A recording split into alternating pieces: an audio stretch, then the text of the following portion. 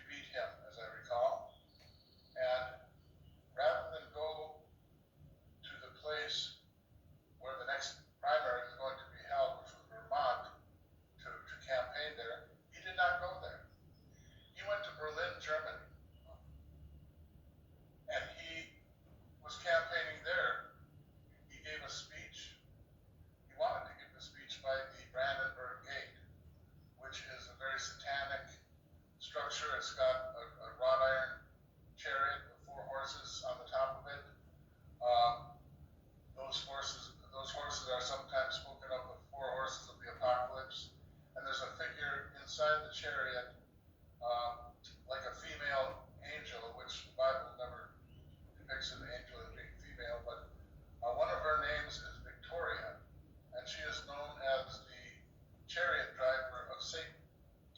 And he wanted to give his speech from there, and he wanted to give it facing the Pergamon Museum. Now, Pergamon is the German pronunciation of Pergamon or Pergamos, which is the Greek town that's mentioned in the Bible, yes, where the Satan's seed is, right? Am I correct? Satan's seed. Yes.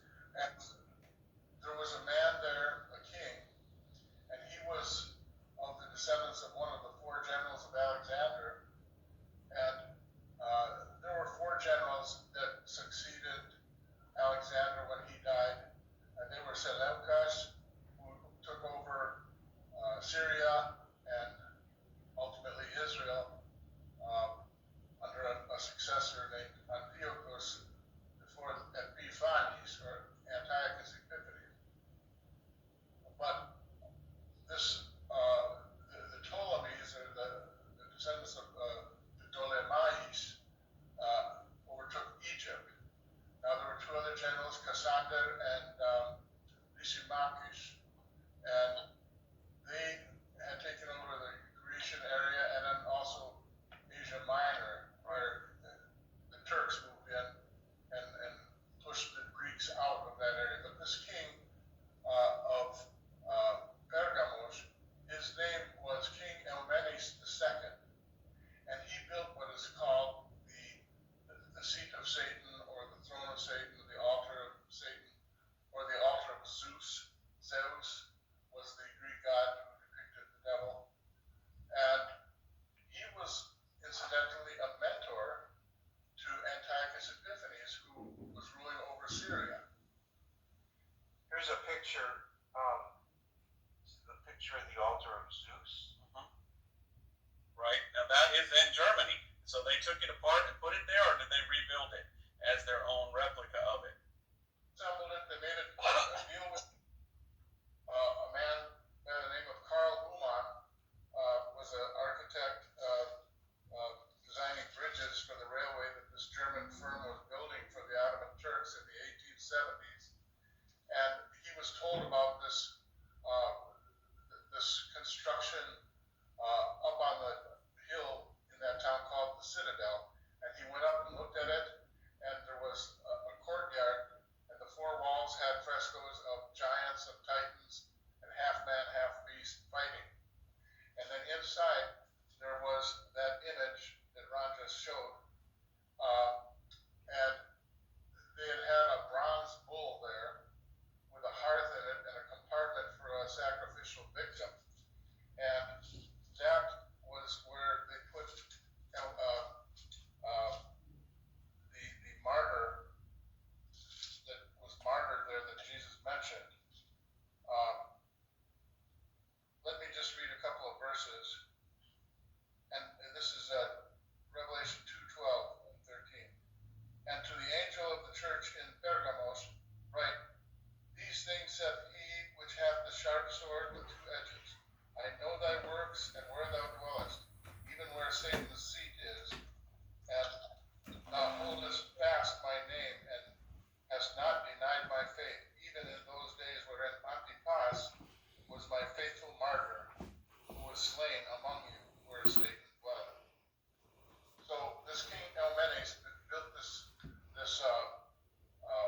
great construction project that was to honor the one that he worshipped, who is the devil, or Zeus in the Greek pantheon. And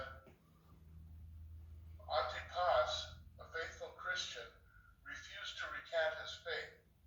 So they martyred him, and they put him in the compartment for the sacrificial victim in this bronze bull, so that the flames could be seen somewhat from the nostrils and the smoke coming out, and the screams of the person who's being roasted alive inside this thing was very eerie and awe-inspiring and terrifying to the people in the area. And that was at this place showed the picture of. That was at that place.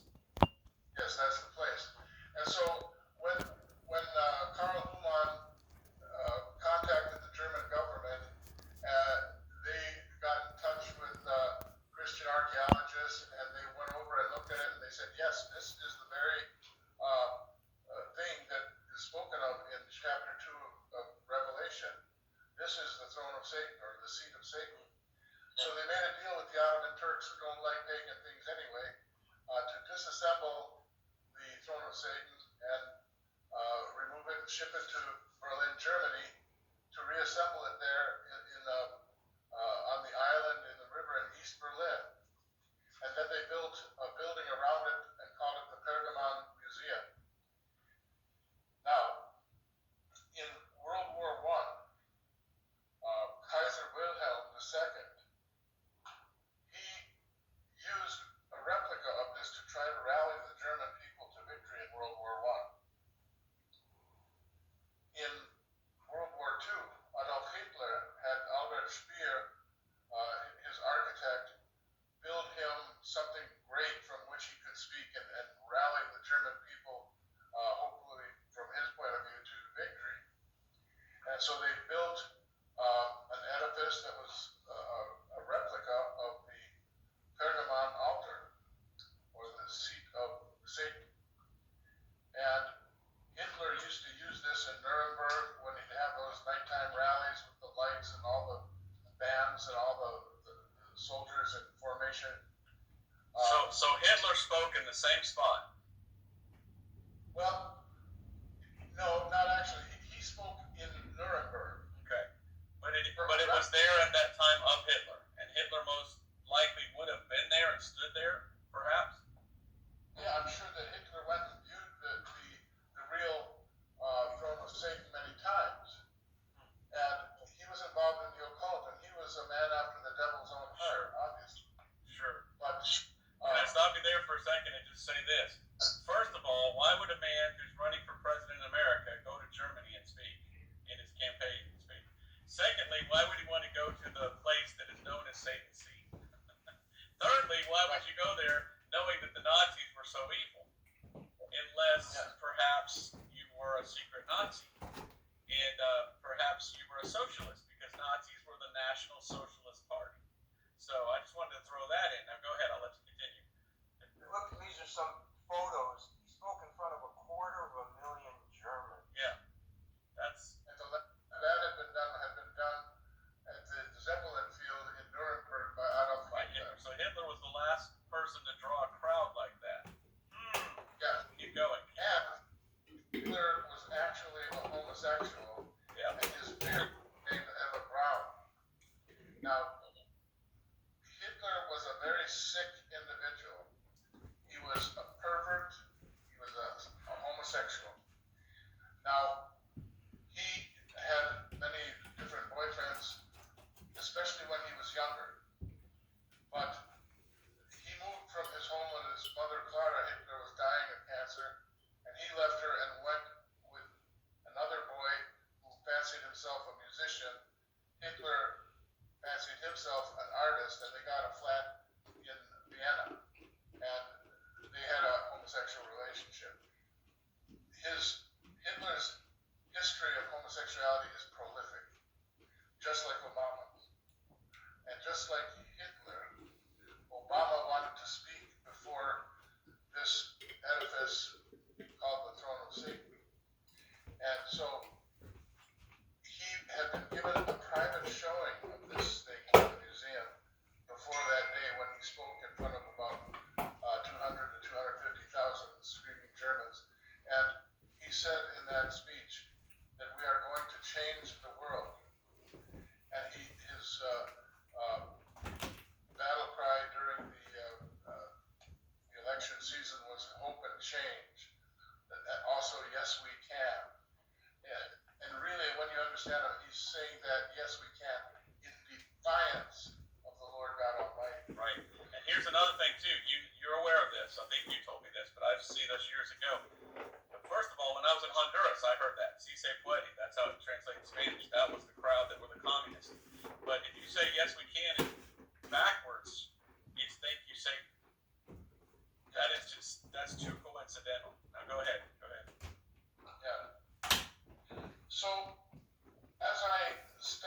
individual and researched him, I found that in his lineage, in his antiquity, there was a lot of interesting things. Now, there was a man named Stanley Armour Dunham, and he was a kind of a weird person. He was not a good person. And he had married a woman named Madeline Payne, who became Madeline Payne Dunham. These are the parents of Stanley and Dunham. They were from Kansas, and they moved to the state of Washington. And then this man, who was a furniture salesman, thought that with Hawaii becoming a state, that would be a good place to be a furniture salesman, because people would be setting up homes and moving out there. So they moved out to Honolulu, Hawaii in 1960, and they were walking in a park in that Waikiki neighborhood. And there was a man there, a black man. They didn't know him, but he was watching them, and he could see that they were new in town. And he got up and buttonholed them and engaged them in conversation. And within a few minutes, he had them following him to his little cottage or shack of a house in the Waikiki neighborhood. Now, more about this man. His name was Frank Marshall Davis, and he was a black communist. He did not like white people, but he had a black wife, and he divorced her and married a white woman by the name of Canfield, Ellen Canfield. Actually, Helen Canfield. And I think she was of the Canfield ginger ale and soda fortune. But they moved out at the urging of Paul Robeson, who was another black communist, and he was a contemporary of Vernon Jarrett. Vernon Jarrett was a radical. We've heard that name, Valerie Jarrett, huh? Is that the same family, Valerie Jarrett? Yes, that's his daughter-in-law. She married Vernon Jarrett's son. They were married for about 5 years. Now, Vernon Jarrett is a very hateful man. I'm not sure whether he's still alive, but he wrote for the Chicago Sun-Times, and he knew Frank Marshall Davis. Now, Davis was a card-carrying member of the Communist Party, and he went out to Hawaii because he was told that things were very bohemian out there, and it was kind of a situation where anything goes with young people. They're very open-minded. So he and his wife Helen moved out there. From Chicago. Right? They're from Chicago. And also, Frank Marshall Davis is the greatest communist ever in the history of America. And he literally, for something like half a year, tried to overthrow the government and set up a communist revolution in Hawaii. Most people don't know this about Frank Marshall Davis, who we believe is really the true father of Obama. You'll get to there. Yeah. Go ahead. Here's something, Robert. Obama wrote a book called Dreams from My Father. Joel Gilbert wrote a book called Dreams from My Real Father. This is the cover. If people are interested out there, this book shows I've read it, yep. who is real and the story behind his inception. Yep. See, and that book shows you there were pictures of Obama's mother naked that Frank Marshall Davis took. So, and they lived down the road from each other. So she would sneak out the house and go to his house, and he would seduce her and take naked pictures of her.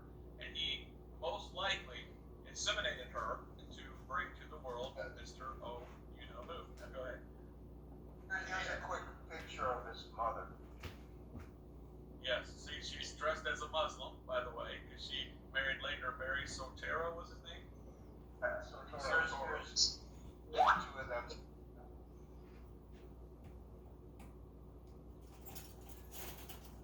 Yes, so Stanley Armour Dunham and his wife Madeline followed him back to his house and had about a 3 or 4 day orgy with him.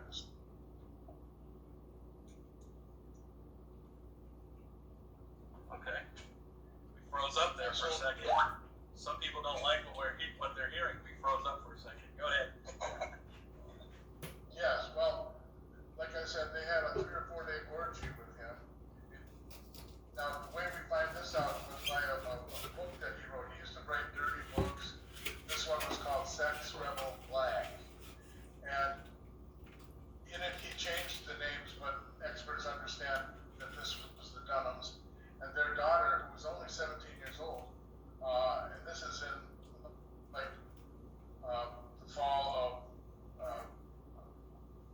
1960. She went over to his house. Somehow she found out about this guy, and she wanted to do sexual things with this individual.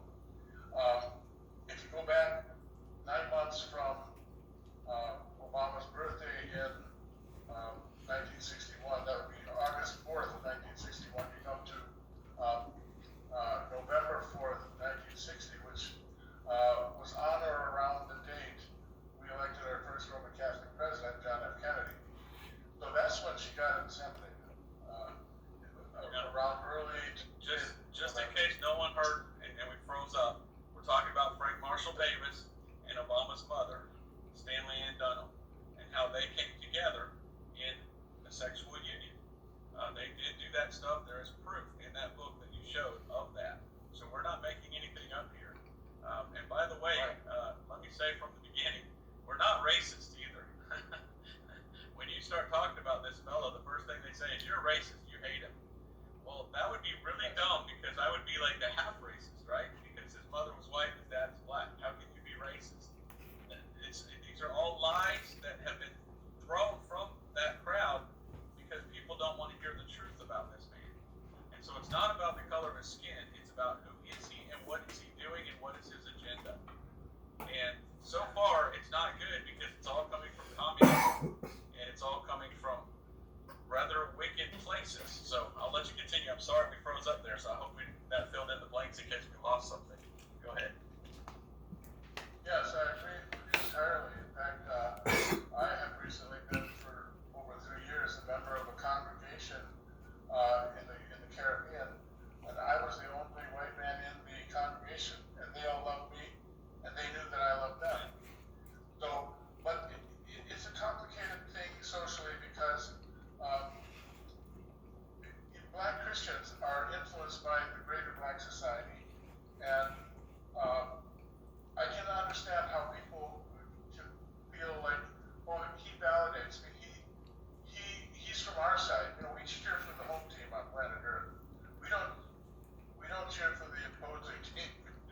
And that's the way it has been. There's been a lot of animosity between ethnicities, and I don't call them races. You know, there's no black race and white race.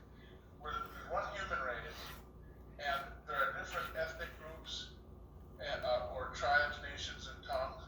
And the three basic original ethnicities were the sons of Ham, Shem, and Japheth, or Shem and Japheth, or Japheth. Now, this goes back to Nimrod. He's exactly like Nimrod. Right. His father was Cush ben Ham, or Cush the son of Ham. And Cush went down to Africa, Central Africa. There was some of his brothers, like Mizraim, or he was the father of Egyptian, northern African. And so the father of Nimrod was Cush. The mother of Nimrod was Semiramis, or some pronounce it Semiramis, and she was an actual daughter, not a granddaughter, of Japheth, or Japheth. And so Nimrod was both African and European, because the people of Japheth, they went up into the Caucasus Mountains. That's why we're called Caucasians. There was the myth about the black bull who carried Europa into the wilderness and had his way with her. That is a story about Cush and Semiramis. And Europa is how Europe got its name. So then there is the sons of Shem. And Shem is the father of the Eastern people, from the Near East to the Far East. Right. Father of both the Arabs and the Jews, of course. And so you have these animosities throughout the ages, you know, where a lot of ethnicities were much closer to each other, and they had terrible fights, like in Rwanda in the 90s between the Houthis and the Tutsis, the Hutus Right. and the Tutsis. Right. Well, we kind of got off base here. Let's get back to this Frank Marshall Davis.